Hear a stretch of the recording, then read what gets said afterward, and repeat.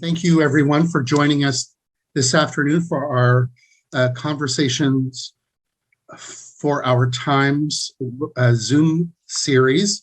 Today, we're thoroughly happy to welcome Simon Appolloni. We started this series 2 years ago. We've entitled it Conversations for Our Times, and the reason is because, like the Second Vatican Council encourages us, we want to be aware of the signs of the times. And we've invited special speakers who have particular insights and expertise on areas that we explore. So we've invited Simon Appolloni, whose expertise is in the environment and ecology and spirituality. So I'd like to begin with, my name is Father Daryl Winkler. I'm the pastor of St. Basil's Parish. And I'd like to begin this afternoon with a statement of welcome and a land acknowledgement. So at St. Basil's Parish in Ottawa, we regard the love of God to be the foundation of all life and ministry. We believe in the ever-present love of God as witnessed through Christ and empowered by the Holy Spirit. We believe that each person is loved by God and is of sacred worth. Therefore, through God's grace, we welcome all persons to our parish community. We express God's hospitality by creating a safe, healing, accessible, and transforming place for all to enter. Further, we acknowledge with gratitude and respect that we gather here on the unceded and unsurrendered territory of the Algonquin Nation, whose presence here reaches back to time immemorial. We honor their long history of welcoming many nations to this beautiful territory, and we uphold and uplift the voice and values of our host nation. Now I'd like to turn it over to Kevin Burns. Thank you. On the bottom, top right of your screen, there's a little icon that says view if you're dealing with a screen as opposed to a phone. And you might want to do a little drop menu there and click on the word speaker, and then you will see our speakers screen central for the duration with the little icons across the top of the rest of us. We are a small but deeply engaged group this afternoon. I'm just admitting 2 more people into the room as we speak. I think we'll be doing a live question and answer in the sense that I still will invite you to submit questions in the chat box, but I will, so I know what we're going to be dealing with, and then I can call on you to actually ask that question when we get to the more conversational side. So please don't wait till the end. So we get all these questions, cluttering in at the end. Don't wait to the end. If you have a question, put it in the chat box, put it in straight away, and I'll be logging that and monitoring that, and then calling on you to ask the question perhaps. And if you don't want to, that's fine, I'll do it for you. But if you want, you'll do it. And we will be in full conversation based on this presentation. So that's all from me. Now I introduce Margaret Bott. Margaret Bott is a longtime member of our parish. She has been deeply engaged with the issues of social justice, working with that committee, and is a vital and active member of our green team. So she's in on the themes of this presentation, and it's her task today to introduce our speaker, Simon Appolloni. So Margaret Bott, please unmute yourself and begin. Okay. Thank you. Thank you, Kevin. I was first introduced to Simon Appolloni when reading his contribution in Looking to the Laity, engendering a Canadian Catholic conversation about care for our common home. Here I found many words of wisdom and went on to acquire the Green Bible, Words of Love for a Suffering Planet, which has become my bedside reading. Other books include Convergent Knowing, Christianity and Science in Conversation with a Suffering Creation. And we're really looking forward to Simon's next publication, which is co-editing, Catholic Youth on Living Out an Ecological Spirituality, with contributions from youth all over the world, to be published next year. Simon is a native of Ottawa. In fact, attended St. Joe's Middle School and Nepean High School, and received his undergraduate degree at the University of Ottawa, his Bachelor of Education at Queen's, Master of Divinity at the University of St. Michael's College, and his PhD in Religious and Environmental Studies at the University of Toronto. He has taught at Humber College and Brock University, and is currently Assistant Professor with the School of the Environment at the University of Toronto, as well as Associate Publishing Director at Novalis Publishing. He has more than 20 years of experience in promoting a more just and sustainable world, and all agree that he is much appreciated for his wit, insight, talent, humor, and kindness in all he does. Simon, we thank you for being with us today to talk about listening to the cry of creation, fashioning an ecological spirituality for our time. Welcome back to Ottawa and to St. Basil's community. Thank you. Thank you very much, Margaret, and everyone. Those are very kind words, and I'm very glad to be here. I would like to begin by acknowledging the land called Toronto that I inhabit, the territory of the Anishinaabe, including the Mississaugas of the Credit, the Haudenosaunee, and the Huron-Wendat. In their spirit of care of creation, and in light of my own Catholic eco-spirituality, I endeavor every day to try to live responsibly, respectfully, and sustainably here on this land, and work with others for justice and peace. I'm very, very happy to be here to chat to you about eco-spirituality. I just want to remind you, I'm using, as you can see, a different form of communication instead of the traditional PowerPoint slides. So make sure to get the full view. You have me on your view on speaker view, as Kevin mentioned. Now, eco-spirituality, sometimes referred to as creation spirituality, both terms are relatively new, but as a way of living out a Catholic faith, eco-spirituality is not so new. It's interesting that this conversation on eco-spirituality is being hosted by St. Basil's Parish.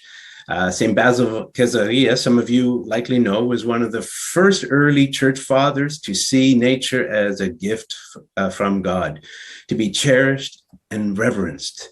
He had a tremendous love for nature. In his writings to the Hexameron, he advised Christians to wean themselves from superficial amazement of urban life and to genuinely bring themselves to open and wonder of the instructive, wonder prompted by the sight of the natural world. Nature for Basil was not just a refuge, but a source of coming closer to God. In fact, St. Basil, as his thinking was a forerunner of later medieval thinking, whereby nature was regarded as another book of revelation through which we could learn to know God better. This is why he can write. And if you open your eyes to the beauties of the earth, they in turn will augment your belief in God. So what is eco-spirituality? Ultimately, like any spirituality, it's about a relationship. It's a relationship with God, but also with one another and with the natural world. When first asked to give this talk, I wasn't, to be honest, wasn't sure what I would say. So I imagined a conversation with God where I'm asking God for advice, and I imagined God saying to me, Simon, start by asking them why humans are uncreating the beautiful world that I've brought into being. Remind them that is by human action, not natural occurrence, that the sixth greatest extinction of life is occurring since the beginning of Earth. Ask them why 40% of the waterways in the US alone have become undrinkable. Remind them that topsoil is an essential gift of life.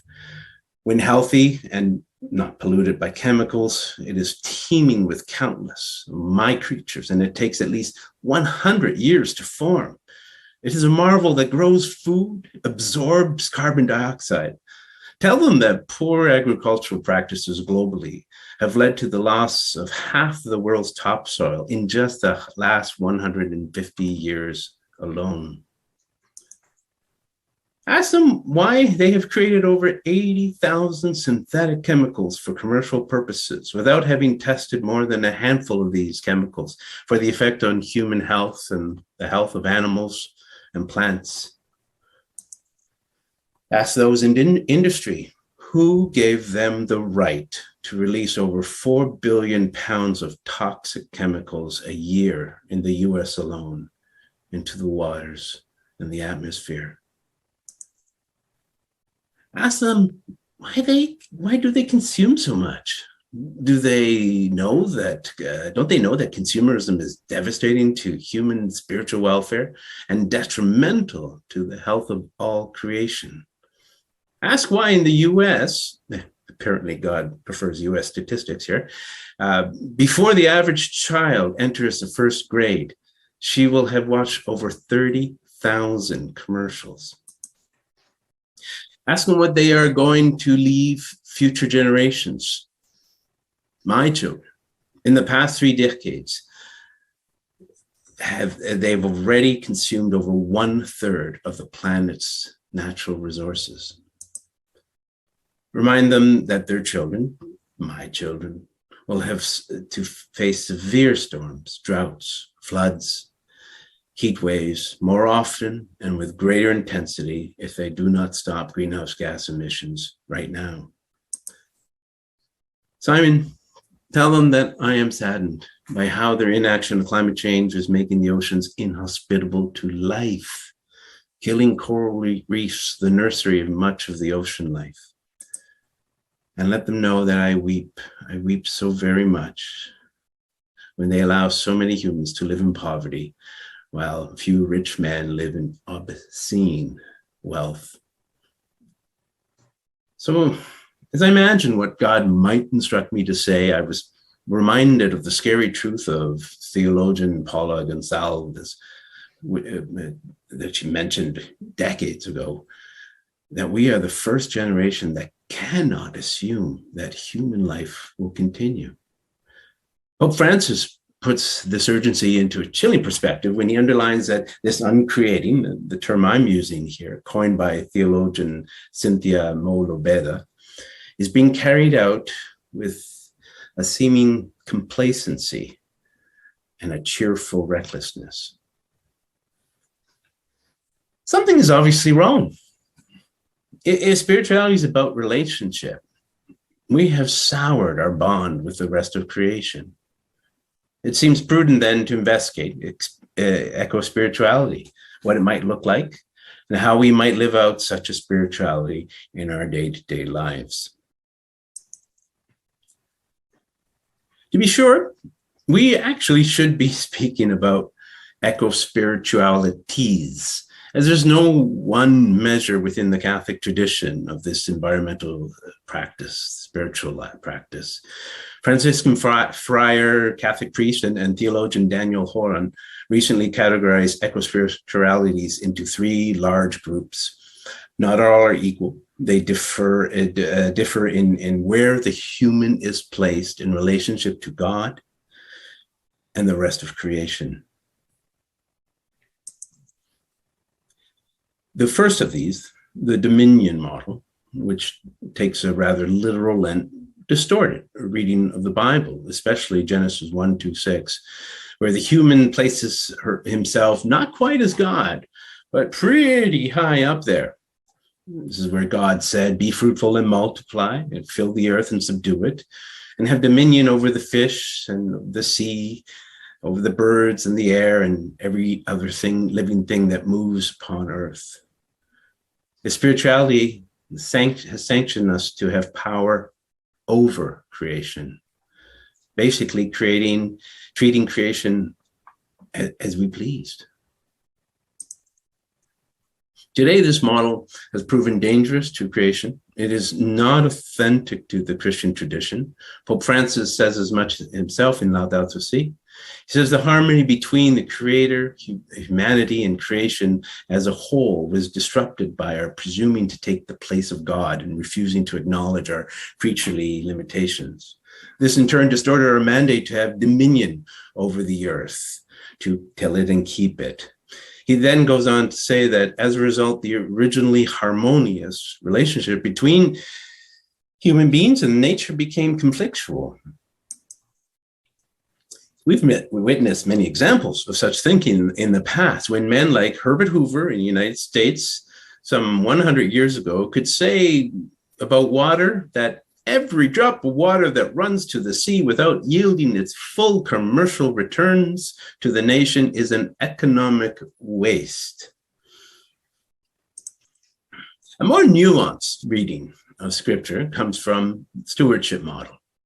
This model looks not just to Genesis 1, but also to Genesis 2, Genesis 3, to maintain that earth is not ours, but God's. We are from earth, and God put human in the Garden of Eden to till and keep it. While the spirituality is far better than the dominion model, it nevertheless places humans as managers, landlords, or intermediaries to care for earth. Moreover, placing our human uniqueness well above the rest of creation is part of the stewardship model. And I maintain this is problematic on a few levels. It's odd and not the least difficult scientifically to be managers of creation upon which we utterly are dependent. Let me give you an example. Take a breath right now. Breathe in the nose and breathe out deeply. Take one more breath. Deeply in the nose. And let it exhale very gently. The oxygen that we had ingested in the first breath was thanks to the countless trees and plants on the land. The second breath, the oxygen we ingested was thanks to phytoplankton, microscopic algae in the oceans. Another point, how is it that creation fared pretty well on its own for the first 4,997,000 years before humans came on board? If the history of Earth, I'm sure you've heard this before, was represented as a 24-hour clock, each hour marking 187.5 million years, humans would come in at the last 5 seconds of creation. More so, I hold that maintaining human uniqueness well above the rest of creation has likely contributed to many of the ecological problems we have today. By way of one example, when it comes down to building a human community over a wetland, too often with such a view of humans, the lowly frogs, the plants, the bird life tend to get the short end of the stick, as this diagram of wetlands decrease throughout Canada attests.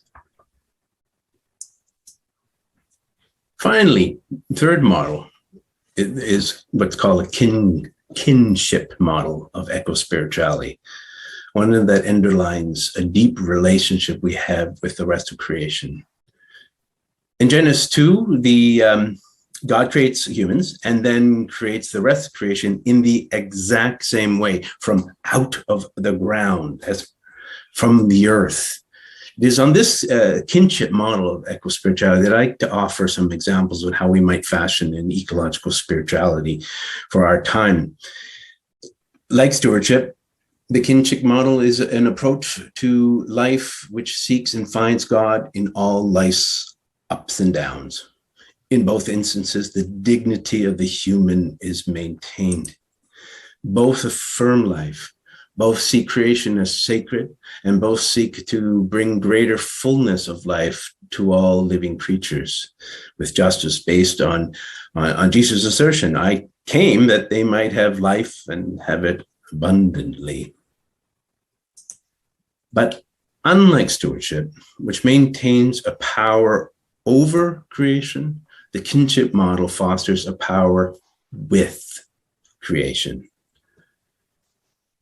Power with is not a flight of a poetic fancy, but lessons from the last 100 years from ecology, cosmology, quantum mechanics, and recently in agricultural practices that are sustainable and regenerative.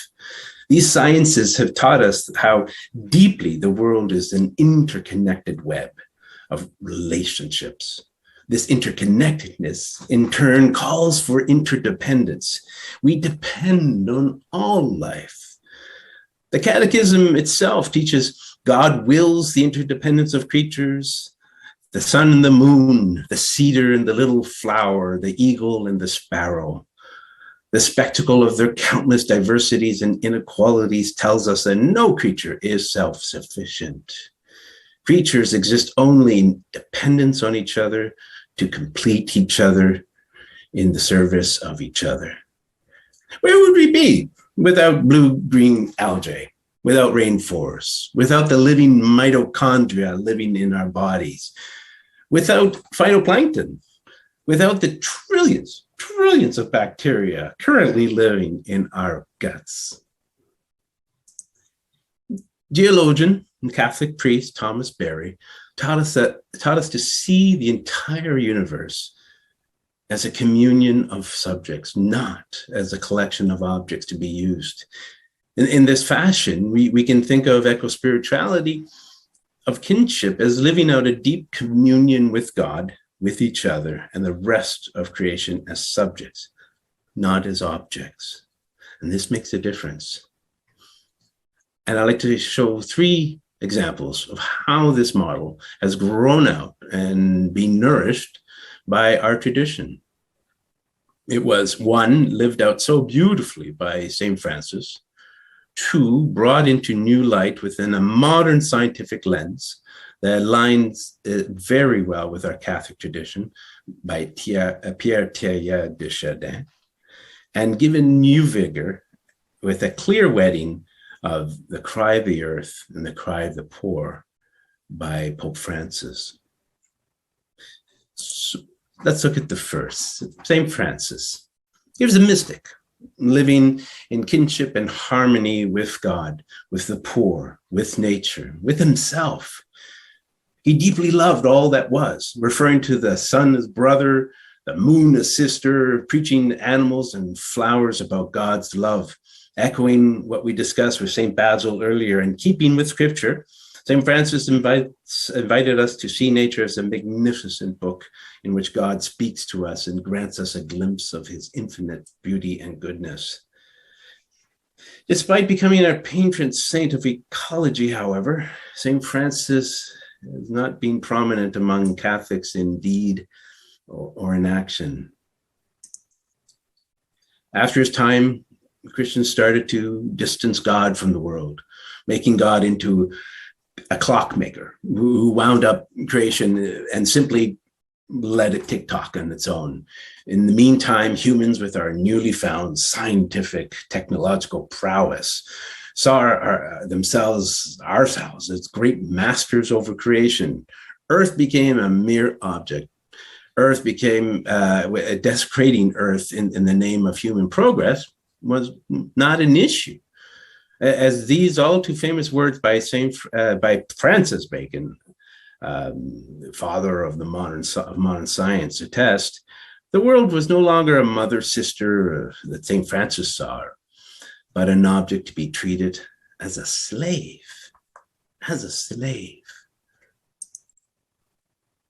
Today, St. Francis comes to us in a lesson as example of a specific love for all creation, more often as a caricature, a birdbath saint, Moreover, as pointed out by Stephen Sharper, with whom I co-wrote the Green Bible, we tend to gloss over that Francis not only spoke to the animals, but conversed with them. In other words, the animals communicated back, something our modern Western minds sometimes have problems accepting. If we do accept this, some would say inconvenient truth about St. Francis, and accept that he was not a nut bar, which he was not, we should reconsider how we today look upon Indigenous peoples and their extraordinary kinship with nature. For example, when we hear about Indigenous people communicating with the trees, with animals, we should not, as Stephen Sharper himself pointed out long ago, dismiss this as quaint or perhaps as metaphorical language. We should not dismiss the possibility of real communication between humans and non-humans. The second lesson, example, comes from Pierre Taya De Chardin. He was a French paleontologist of the early 20th century, a very good one too. He was also a Jesuit priest. Teilhard wanted to fashion a spirituality that understood God, evolution, and the role of the human in light of the latest discoveries of science, of deep time, and the vastness of a 13.7 billion-year-old universe that is still expanding and continuously evolving.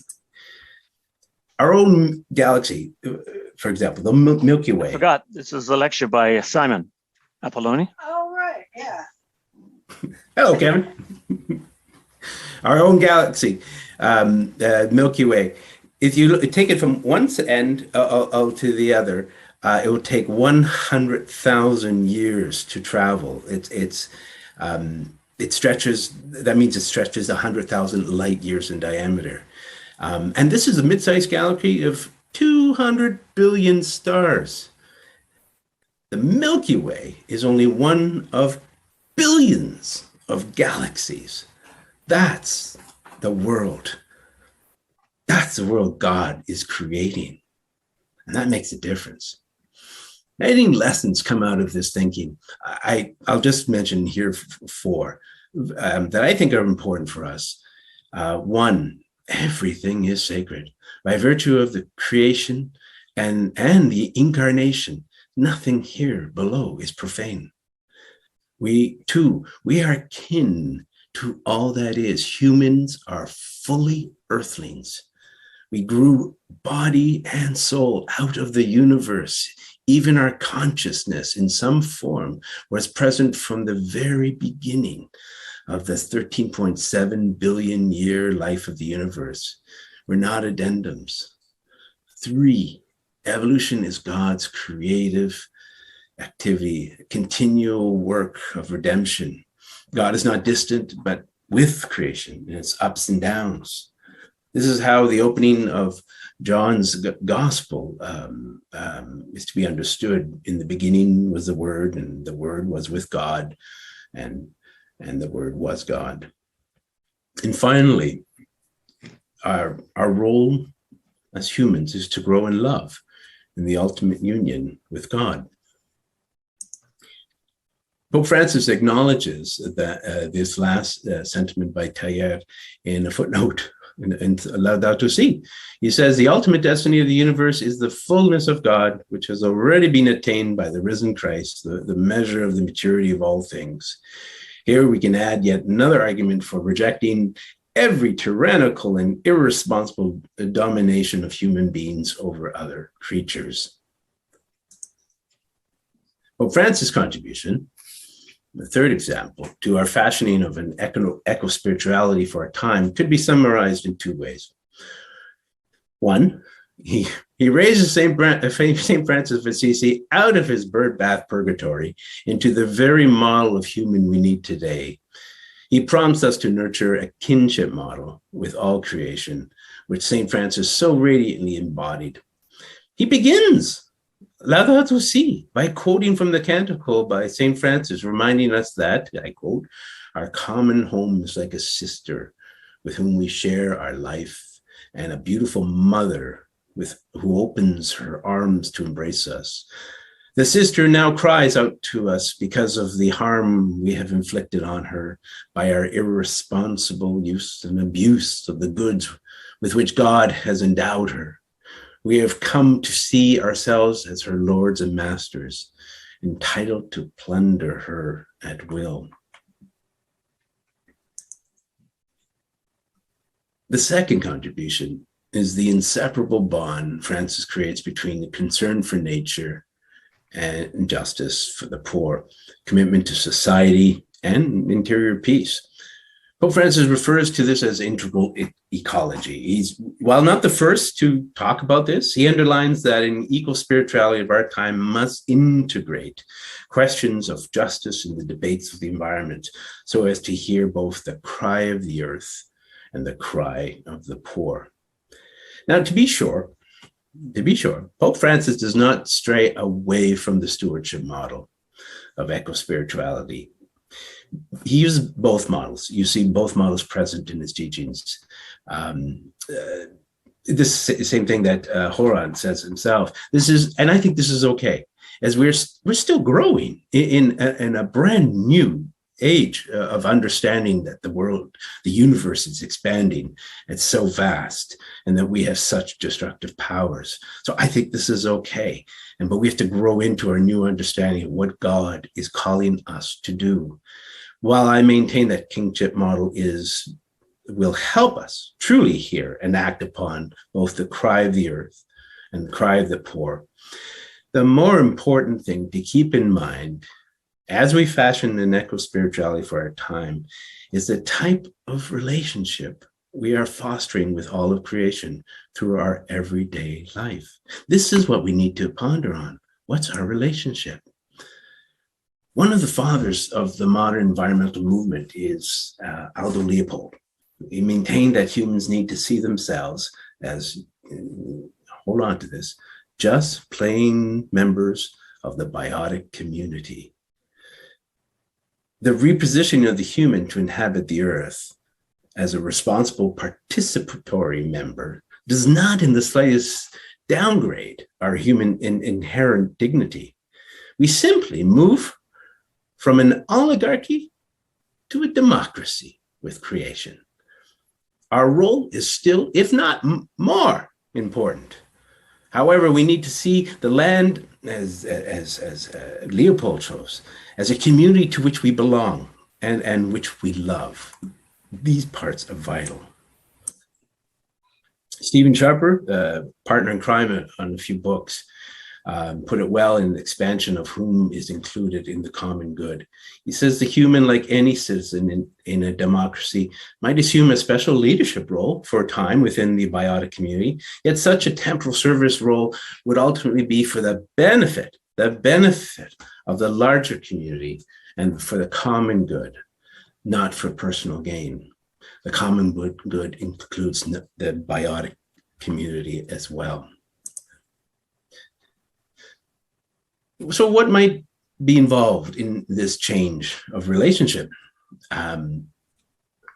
Fortunately, Francis was very helpful in putting some ideas through. He says that ecological spirituality grounded in the convictions of our faith entails the recognition of our errors, sins, faults, and failures, and it leads to a heartfelt repentance and desire to change. It entails gratitude and gratuitousness, a recognition that the world is God's loving gift. I love that.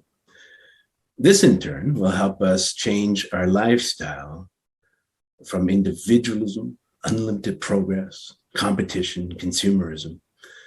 Pope Francis writes, Christian spirituality proposes an alternative understanding of the quality of life and encourages a prophetic and contemplative lifestyle, one capable of deep enjoyment, free of the obsession with consumption. We need to take up an ancient lesson found in different religious traditions and also in the Bible. It is the conviction that less is more. I love that. So we can eat less beef.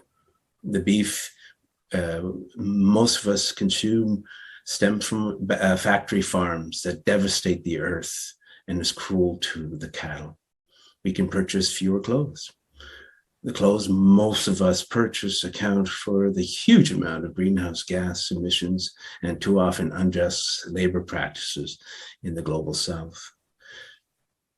We can travel more judiciously. The choices we make when we're traveling, whether from bicycle or aircraft, SUV or cruise ship, makes a huge difference.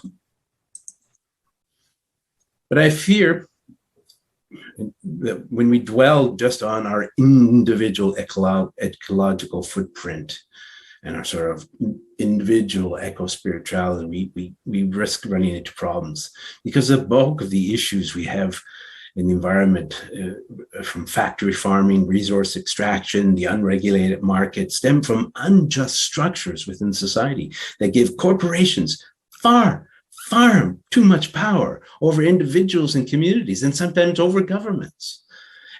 An eco-spirituality for our time, therefore, must also be political, not partisan, political. That place where we engage the whole society on what is important. In the words of the prophet Amos, we have a job to do. Let justice roll down like waters and righteousness like an ever-flowing stream. Finally, how might we foster such an eco-spirituality? Well, that's a huge question, but I offer some just opening thoughts. Catholics are good at rituals. We're very good at this. And prayers, yes.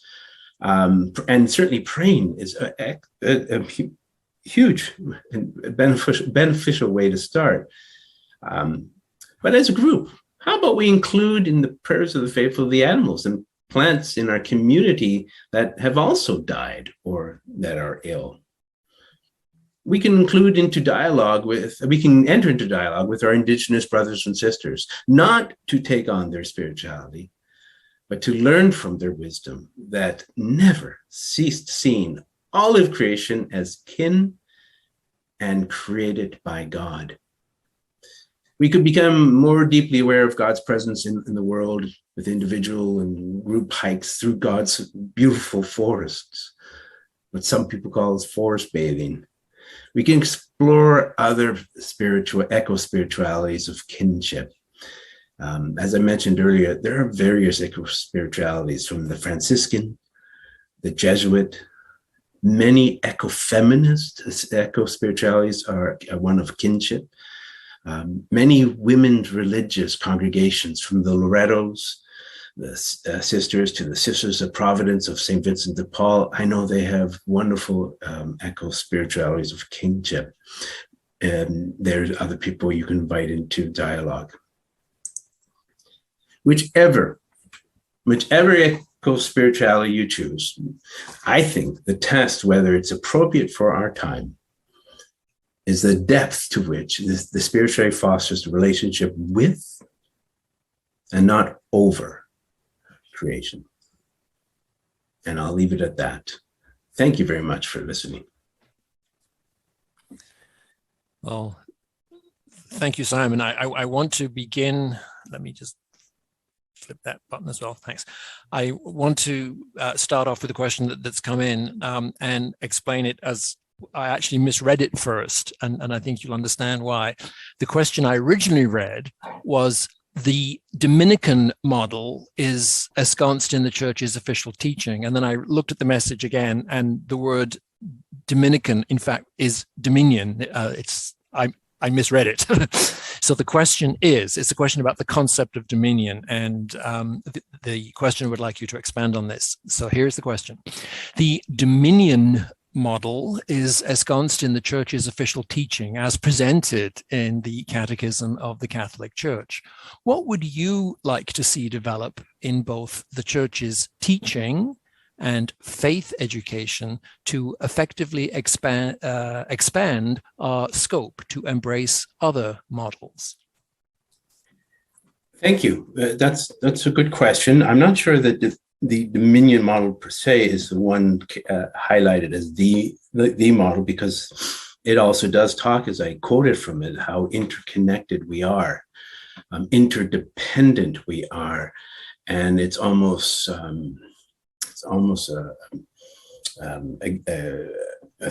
fallacy to think that we can be in control of that which upon which we are absolutely dependent.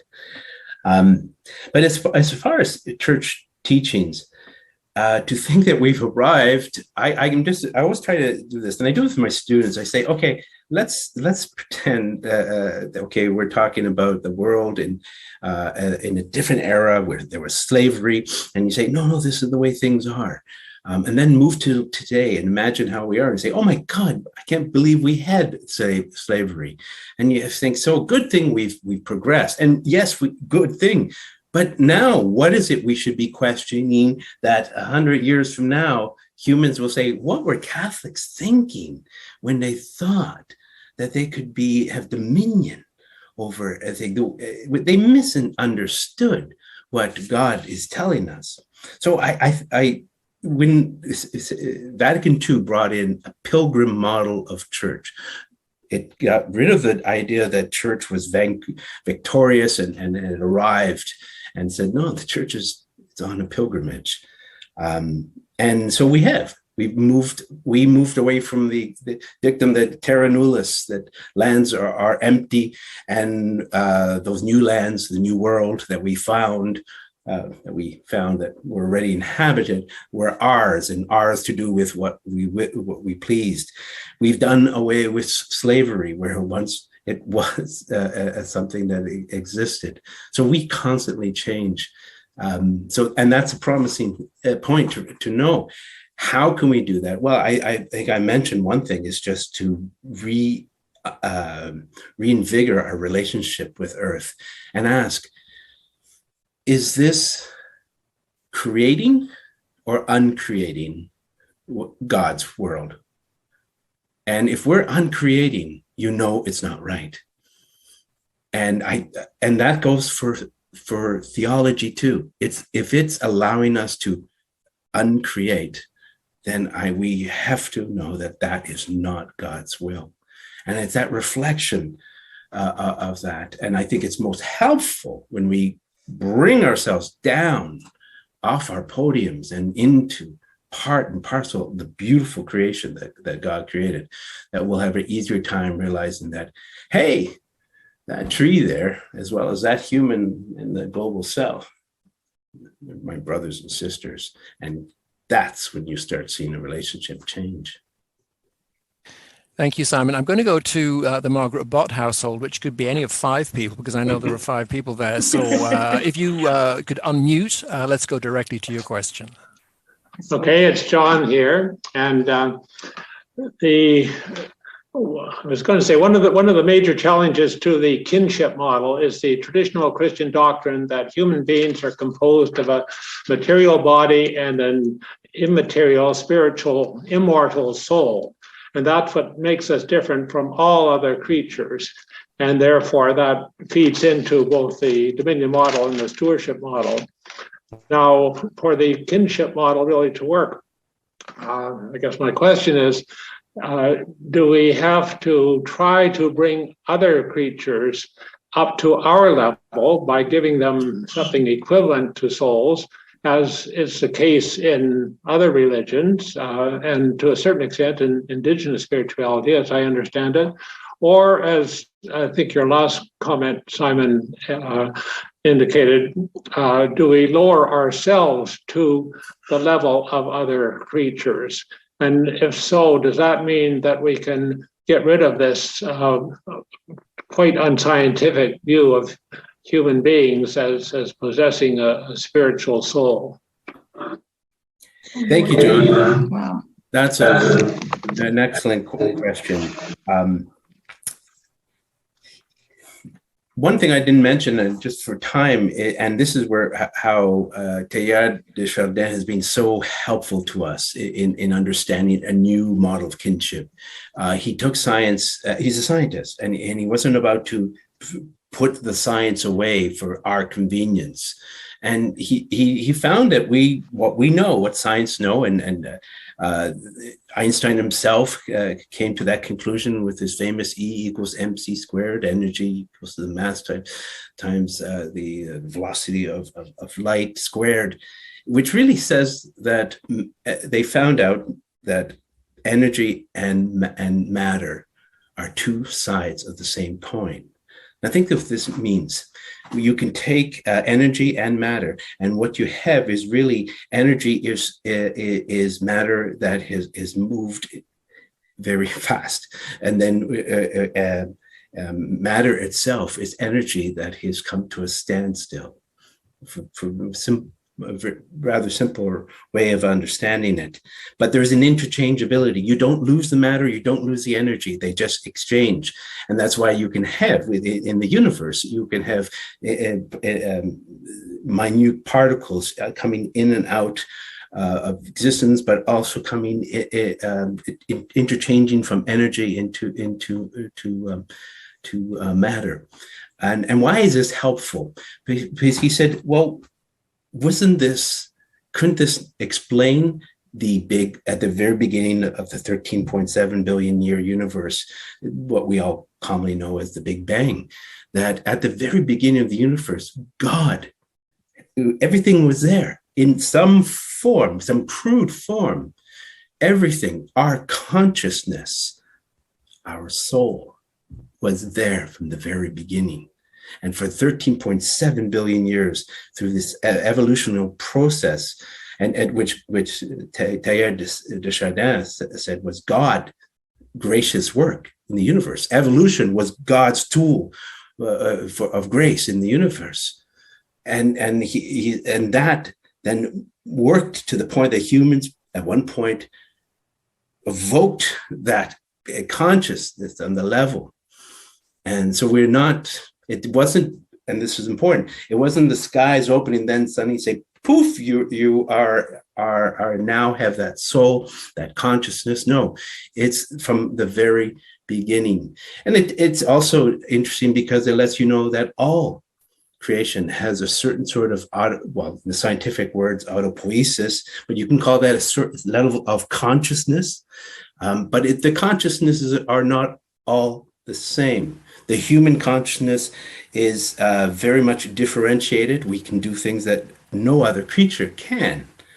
And we also have conscience, something not all creatures have. These grew out of a 13.7 billion year process. So that leads us to where we are today. And apart from saying we have to come down from our oligarchic structure to a democratic structure, I don't like using the word down because it scares people. Say, oh my God, I'm now going to be the same as the toad in value. No, that's not what it says. It says that the toad and I are fellow citizens. However, there's a qualitative, and this is thanks to the thinking of Thomas Berry, we have to differentiate between the quantitative difference, that is, we're better than the toad, or the qualitative difference. We are different from the toad, but that doesn't mean we're better. We still have our dignity.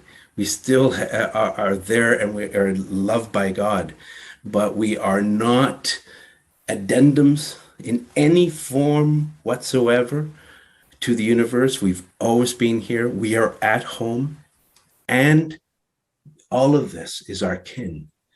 And our role is actually, I maintain, it's probably even greater now, because think of it. Think of Putin. He's an oligarch. Well, he's a demagogue in some ways, but he doesn't have to confer with anyone. He just does what he says. There's no talk. There's no discussion. But think of us in Canada. We don't like that type of discussion. We want a democracy, so we have to talk, and that's not lowering us. Being a democracy doesn't make us lower beings. It just makes it harder. It makes it harder to be a being. So we have to actually sit down in the ecosystem, listen to the toads, listen to the trees, and include them in our discussions. And when you say, well, what happens when and this is why you gave a very good question, John. And this will scare some people. What happens does that mean the toad will always get the toad's way? No. When the humans absolutely need something, they can build. But here's the thing, absolutely need, do we really need that parking lot? Do we really need that extra supermarket? Do we really need that housing? And does the housing have to be in a wetland, which is scientifically dumb? Or can the housing be elsewhere and in a different way? And we learn those things by entering into a dialogue with one another and with all of creation. I hope that helps address your question.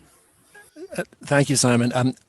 In my primary school years, I rather liked Mr. Toad. I remember him fondly from stories. So this question is coming to you from Mr. Toad from a long time ago.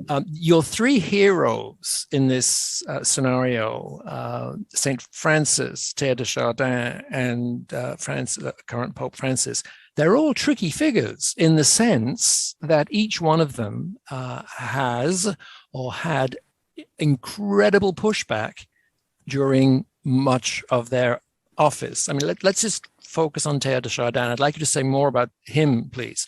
So what we know about Taya De Chardin is that as interesting and as fascinating as he has become, he was silenced while, as he was doing that work. So it was work that entered into conflict. So the nub of this question is what happens when the source of the perspective, Francis, Taya De Chardin, the other Francis, runs into conflict. How do you get through that? And is this always going to be a dynamic of dealing with conflicted views? Very good question to you, Kevin, and Mr. Toad. The short end, yes, it will always be problematic and difficult. We saw that in Jesus' own ministry. Those 3 years that Jesus was trying to get us to listen and be in an entirely new way. He changed the entire way we understand the world, where the least will be first, and those who were first will be the last. And boy, I mean, we all know the resistance that Jesus met. Jesus did not kowtow to the current leaders. He just spoke the truth that he understood. So I think that's itself very helpful, and I think that's in many ways imbues the people that I chose, the interlocutors, if you wish.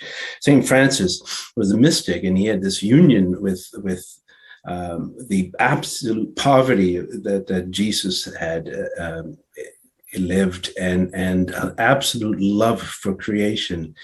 And yes, his own father disinherited him, and so many other people thought he was crazy until he just refused to be unhappy.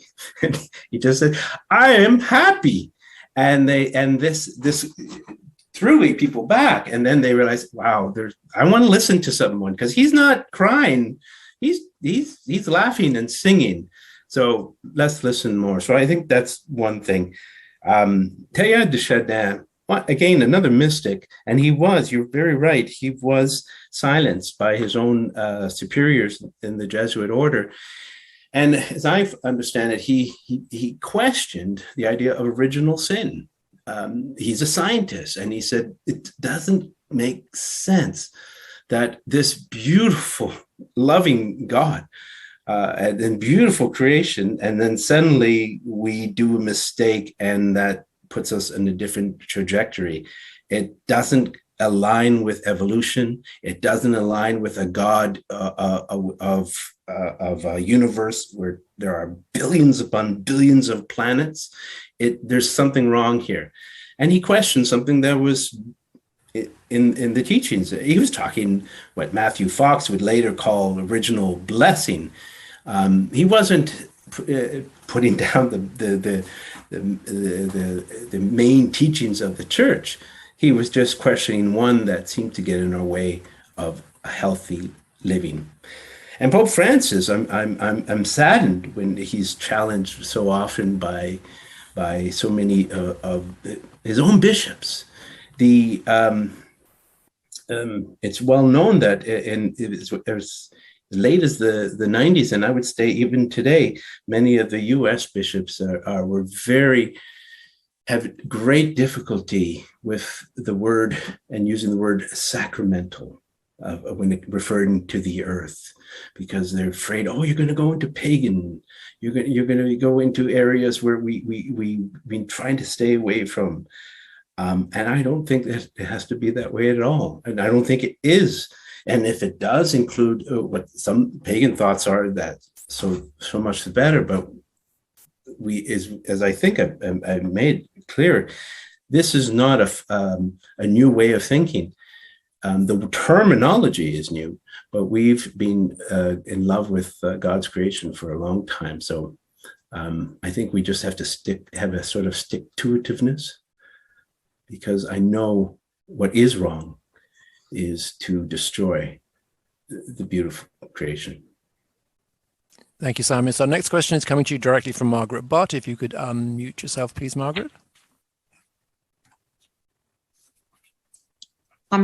Yes, thank you, Simon. You've given us a lot of insight into eco or creation spirituality. But I have a friend who asked me the other day, what is creation spirituality or eco spirituality? Give me a definition. I'd like to know, in a short answer, exactly what you would say. That's the first question. The second is, what is the difference between creation or eco spirituality and indigenous spirituality? In a short sentence. Okay, thank you, Margaret. Both questions. I touched upon what I thought was at least a working definition of eco-spirituality at the beginning. I'll be glad to say it again. Simon Appolloni, sees it as a model of relationship with God, with other humans, and with the rest of creation. In other words, you can say, that person has a beautiful spirituality of love and love of God. And you can say this is a spiritual person. You can say that's the definition of spirituality in general, relationship with God and others. This one adds a third dimension, that relationship that is incorporating the rest of creation. So I hope, and once you do that, you move into a different. You have to think of structures differently, because you brought in a whole huge amount of new players in the world of spirituality. So you have to undergo a new way of thinking, which is why I said the dialogue is not over. We're in fact in many ways just beginning, and I offer kinship as at least a model of power with, as opposed to power over, as the best way to emulate that model of love. The other question, another good one, how does that differ with indigenous tradition? I can't speak for all the indigenous spiritualities. It's not my forte, and I'm not about to. I do know they have a strong affinity to the land and the waters around them, more so than most of us can even imagine in the Western sort of psyche. And it allows them to be in communion with the land in a deeper way than we are traditionally taught to be. We grew up with land using the words and pronouns of trees being its, not brother, and trees not communicating to us, but just existing Now we've learned, science is teaching us that trees are communicating with one another over large distances. The indigenous people probably recognize this in an intuitive level long before the scientists did. So I would not venture to distinguish what an eco-spirituality of indigenous or speak for it. That's something you have to ask of an indigenous person. But I would say our starting point is very much different. And this is why Teilhard is, I think, very sound, his thinking. Ours starts with in the beginning, there was the Word, and the Word was God, and the Word was with God, and that was the Christ, not just the last name of Jesus Christ. No, this is the Christ figure of the Trinity that was there at the beginning of creation, and we see that Christ figure incarnate. We see Jesus incarnated as the Christ. In the human form as perfectly as and no one else we can imagine can ever do that again. And we see that Christ figure as the Omega, the final point where we have to come with union. So to answer your second question, it's our starting point. We share a lot in our, you might find a lot that we share in the actual spirituality, but how we started, I would say as a Catholic spirituality, would be much different. I appreciate Margaret's questioning method. I think she thinks you're running for provincial office. You know, ask the political question and you got to answer it in 2 sentences. This is not a political question. It's a biographical question. Who is Aldo Leopold? Oh, that's a wonderful question. Thank you. Aldo Leopold was a forester working in the early 20th century. He was a trained scientist, and his job was at the time to manage the forest. And of course, they thought managing it meant the humans knew best what to do. And there were problems with the wolves eating for example, the deer. And he and his other foresters became very good at killing the wolves, culling them so that the farmers would be happy, because they have fewer wolves, and then those who hunt would be happy because they had more deer. The problem is he came to this aha moment in killing one wolf. He looked at the green eyes and he realized we don't have the right, nor even the knowledge to figure out what is right for that mountain range. And he said the deer knew what to do. It kept the wolf knew what to do. They had to keep the deer packed in a certain numbers, because when they lost the wolves, the deers ate all the trees and edible plants, and then the mountain suffered.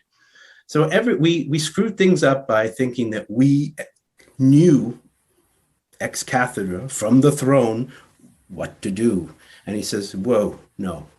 And he came up with what is now known as a land ethic, saying the thing is right when it maintains the integrity, the beauty, and integrity, beauty, and oh Lord, I'm going to forget this, of the biotic community.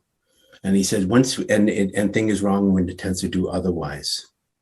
And he also said humans must come down to just plain members to allow us to listen and think like a mountain, to allow us to think and listen like a wolf. So again, I'm sorry, a long answer, but who was Aldo Leopold? His writing, he died in 1940, the late 1940s, and his book, the Sand Almanac, County Almanac, came out, and he published the land ethic, and he started really, in many ways, the modern environmental movement. So Aldo Leopold, we're grateful for what he did. He spurred a lot of thinking. The next question jumps on that word movement, it's the question is, how can we ensure that eco-spirituality is not a kind of a movement off to the side, that's something that is a kind of style thing? That's a very good question. Thank you. Well, I mentioned one, and I think this because our liturgy is meant to talk about our daily lived lives, is it not? It's meant to imbue us and give us the courage, the knowledge to go out yet another week out there and to preach the gospel. So I think our liturgy has to incorporate to a far greater extent the natural world. For instance, I mentioned just one, the prayers of the faithful. Why? Yes, for of course we want to pray for our parishioner, so and so who's suffering or whose husband has died, or yes, of course. But why not pray for those trees, those countless trees that in Ottawa's current storm that have lost their lives, and all the animals that have lost their lives that resided in the trees? And such thinking on a weekly basis, I think, will help us understand, oh, this is not an extra. This is not an addendum to our faith. This is actually part and parcel of who we are. We love creation. God, in the end of the 6 days, creating according to Genesis 1, God said, oh, okay, let's have a rest. And God said, oh myself, this is very good. And we have to say that too, but you can't just wish it there. You have to instill it. It sort of forms within us. When we are welcoming people into baptism, into our community, would it hurt to say welcome to not just, in this case, St. Basil's community, but the Canadian Shield, the lower ends of this ecosystem that is called Ottawa, because that person is to be formed by that Ottawa ecosystem. And I think that is a beautiful way to recognize that that creation is far more than we can even imagine. I think we have a question from Marlene Bosch. Certainly there was a hand raise, or maybe an applause, but if we can, I'll go to Marlene, please. Yes, it was a hand raise, but I guess I can comment a little bit here. I am vibrating so much right now inside my whole being. My heart is beating fast because I want to thank you. Everything that you have said today, it's feeding my heart and my soul. And in all honesty and humility, I have lived and I'm breathing this whole story that you are presenting with us today. And sometimes I can't contain it enough, but with it has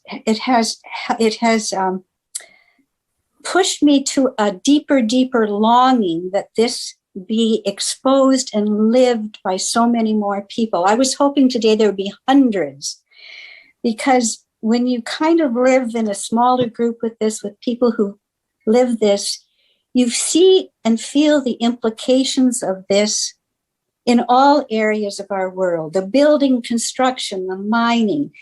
This kinship, to me, the greatest threat to the humankind is our disconnected consciousness, that we're not connected to what is around us, and this kinship. And I have a longing in our liturgies that it expresses this. We're coming up to Pentecost, and I would love to hear that the Spirit of God was spilt out at the very beginning of our universe story. The Spirit of God was there, not just at the Pentecost with Jesus and the Spirit, which is great, but that it began so much earlier than that. And that the universe is really one manifestation expressed in diverse ways, in diversity, which makes us all one. As Thomas Berry talked about, what do I tell them? It made me think when you said, what do I ask them? And Thomas Berry said, what do I tell them tonight? And he said, Well, tell them the story of the turtle, tell them the story of the eagle, tell them the story of the sun, tell them the story of you, tell them the story of me, tell them the story, our story, the universe story. And it seems to me that if we could deepen the universe story in our lives, so many problems would be solved. So thank you so much for feeding my heart and my soul and my desires. I feel like crying, actually. Marlene, thank you. I thank you for those beautiful words. I'm going to leave you with that last word, because the way you said it was so beautifully put. Thank you. Well, I'm going to riff on the word for our final question to you. And it's this. It's very clear from your presentation and also from your career choices that you are a man of the word and of words. You have been responsible for all manner of books into this specific topic and also reaching beyond it. And it's always the issue with the person involved in words is so. What is the current project you are working on, and what is the next project that you are working on that we can look forward to seeing in print sometime in the not too distant future? Well, thank you. That's a very, very, very nice question for you to ask. There are two things, Kevin. I'm currently interested in the heightened level of eco-anxiety amongst post-secondary students. Now, anxiety exists in this current generation, and that's sad in itself. As a person who teaches environmental studies to large classes, I teach almost 800 students a year.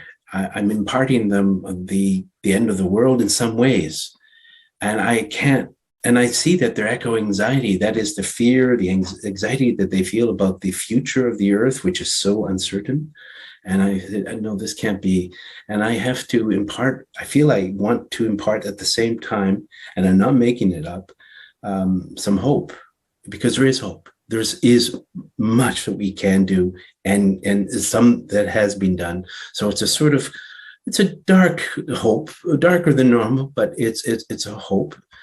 And also resilience. So I'm working on my own research on how to build within my pedagogy, my teaching, ways of building resilience and hope. So that's one thing.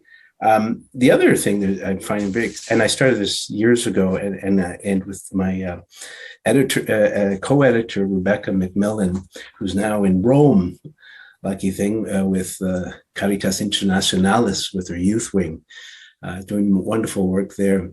And the idea was to create a book called Generation Laudato Si, just kind of like a play on, Generation X, Y, Generation Z. This is Generation Laudato Si, or Generation LS, and bring together the words, the thoughts, the hopes, the dreams, the aspirations, and the worries of a generation that is imbued by the teachings of Pope Francis in this encyclical.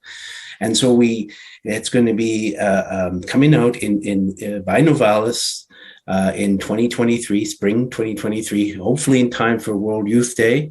And it is meant to show what the thinking of this generation is on many things: economy, leadership, lifestyle, and you can see that there's so much hope and beauty in that. So I'm really excited about it. It's not going to be just in book form. It's going to be multimedia. We're going to be working with Salt and Light Media on this, and certainly our friends Twitter and YouTube, so that we will have this generation throughout the world. And we have writers from over 20 countries participating in this. So Generation Laudato Si. Thank you for mentioning that. And thank you, Simon. So I now ask Father Winkler to move on to the next part of our session. Okay.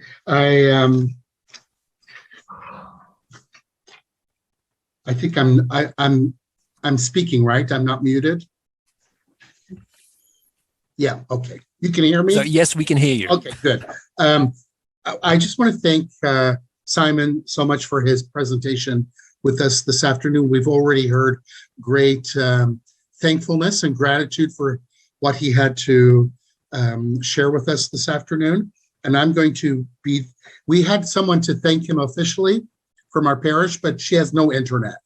So I am going to be the one to thank Simon. And I have 3 points. And the first is this: I think we can never hear too much about the dire situation of our planet. And you began today explaining, the problems with water pollution, the corporations and industry, the erosion of topsoil, our extreme weather, the oceans being hospitable. And we need to always be aware of this and tell us, because if we don't imagine the extreme situation, then we don't think about it. And most of us won't think about it. But we have influence either by our own actions or by how we vote and things like that, and how we share and our awareness. So it's important for us to never lose track of the real deep, deep concerns in which our planet is. And I was reminded of this scientist, British, named James Lovelock. He is the one who coined the term the Gaia principle. He was an environmentalist, and he did a lot in environmental science. But he said if the Earth was a human being, it would be in its 90s. We live in a very old planet, and the things, the damages that we cause it takes a lot longer for it to heal. Anyway, he says we've gone too far. It's over. We've gone too far. He's not very hopeful. But someone, Sister Pauline Lally mentions, Jane Goodall, don't forget, she's written a book with all of her studies, and it's very hope-filled. Laudato Si is hope-filled. Simon, your talk today says, you mentioned that you are also hopeful. So I think this is where I want to be. I want to be on the side of hope and believing that because of my own spiritual convictions, that there is always hope. So that's the first point. The second point was I'd never visioned the 3 models of eco-spiritual. This is the first time I've heard of it, but it makes complete sense. The dominion model, the stewardship model, and the kinship model. And my mother was an Indigenous woman. And so I attended a lot of circles and stuff. And I was in a circle with a woman who's talking about, it was a sharing circle. And when I was in the seminary, we gathered once a month at the Anishinaabe Spiritual Center, and it was Native people together. Actually, it was a school of theology for those in training to become deacons. Anyway, this woman, and women were invited too. So this woman was speaking about something she encountered that previous month, and it was a bear cub. And I guess they were hungry. These bears were hungry, and they kept coming to her door. This one cub kept coming to her doorstep. So she spoke to him, and this was not unusual for her. And not only that, she spoke to him in Ojibwe, because she said they don't understand English. You have to speak to them in Ojibwe. And what she said was, you can't come here.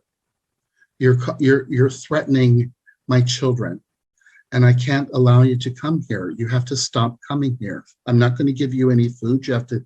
Anyway, she had this whole conversation with this bear cub. Eventually it stopped coming, so I'm not sure what happened to it. I hope it found sources of food elsewhere. So that's part of the kinship model. But we have you're talking about liturgy, the 4th Eucharistic prayer. We have 4 Eucharistic prayers. The 4th one is so beautiful, but it's so steeped in dominion, idea of dominion theology or spirituality, where we're on the top. God gave us this responsibility to have dominion. And for that reason, I seldom pray that prayer. It just doesn't coincide with, I think, what people think today about spirituality and the environment and stuff. It has such this idea that human, and it doesn't use inclusive language, it's exclusive man, man is in charge and has dominion over all the earth and things like that. So we do see today in our own spirituality, in the liturgies and everywhere, all kinds of strains of these models. And I just think, some of it's tradition and so forth. Anyway, I'm glad to say that, we do include every week a prayer of an intention for the environment. And that's thanks to the green team of our parish that insists that we pray for the earth every week. So we do that. That's first one. You said another way to foster deeper eco-spirituality was to become familiar with Indigenous spirituality. And I think in our parish, we do try to become aware of Indigenous issues and spirituality and trying to work on reconciliation. So that's a positive step. You said we need to enjoy creation. This helps to develop a deeper sense of eco-spirituality. And we just had a picnic today out on the lawn, and we were all enjoying creation that way. The last one is explore other eco-spiritualities of kinship. That's what we're doing today by inviting you to help us to understand and to have a better awareness of eco-spirituality, that it's such an important part of our contemporary spiritual world. And that's almost all that I have to say. I have a niece and she beads. We've gone back to our culture past 20 years or so, and she beads. And she's made this medallion for you. I don't know if you can see it. Is it visible to you? I don't know. You have to lift it up a little higher, I think, Father. Oh, is that it? Can you see it? I don't know. That's in shot, yes. So what it is a medallion, and there's a medicine wheel, which says that we need to be balanced in our lives, and we need to be balanced with the world, and we need to be inclusive. There's a lot of teaching surrounding the medicine wheel. That's at the center of the medallion, and it is embraced by two cedar branches, which for us in this area, Indigenous people, is medicine. We use it for drinking tea. It's full of vitamin C. It helps to prevent many colds and things like that. And so for these reasons, we wanted this. My niece made this with her idea. I said, this guy's going to speak to us about creation, spirituality. And so that's what she came up with. So we'll be sending that to you soon. It's really, she always amazes me. Finally, what I want to do is Novalis is offering discounts for your books if we order our books. Is that correct, Simon? That is correct, yes. So can you tell us more about that? Can you explain that to us? Okay, I don't know. Do I have it on screen? Let me see. But let me just talk about them. I have two books that I co-wrote with Stephen Sharper. One is The Green Bible that Margaret mentioned at the very beginning. And it's words of love for a suffering planet. And it's a collection of words of wisdom throughout the world, the Catholic world. There's Laudato Si in there. We even have a few words from Greta Thunberg, but it's really mirrored upon the Book of Genesis and its structure, and it's in the beginning, and it takes us to the end, and it helps us with reflections and some thoughts from Stephen Sharper himself of what is our relationship with Earth. And if you go online to Novalis, and you have the code of Simon 22, SIMON 22, you can purchase this book online for a 20% discount, and it's till mid-June. Another book is For Earth's Sake. For Earth's Sake is words of for Earth's Sake. Oh my gosh, what's the subtitle? Oh, Towards Compassionate Ecology was done over a decade ago. There was the thinking, the words of wisdom of Stephen Sharper, and I edited the word. I worked with him on one chapter, and it's a book that I've been using in my courses. But it's a wonderful way of re-understanding who we are. It's also from Novalis, and that too is you can find for Earth's sake on Novalis. That's novalis.ca website. You can look for Earth's sake, and you put in the code when it comes the time, Simon 22, and you can get a 20% discount. Thank you. Thank you. So there it is. Can you see it now? I can. It's absolutely beautiful. I am honored. To admit, I wish I could have it myself. And I notice Anne-Louise Mahoney is with us. Yes. She led us in a Conversations for Our Time a while back, and I have not got to her this beat, and I just got these on the weekend. So this is Anne-Louise Mahoney's, which we have not given to her yet, but she's going to receive it this week. This is her medallion. Ooh, I love it. Worth waiting for. You'll receive both of those. Both of you will receive that this week. I've got the boxes to mail them in, everything like that. Anyway, thank you, Simon, for helping us so much. It was really, I enjoyed it. And many people, I know they did. So God bless you. Take care. And thank you for everything. Thank Bye-bye. you. Bye-bye. Thanks a lot.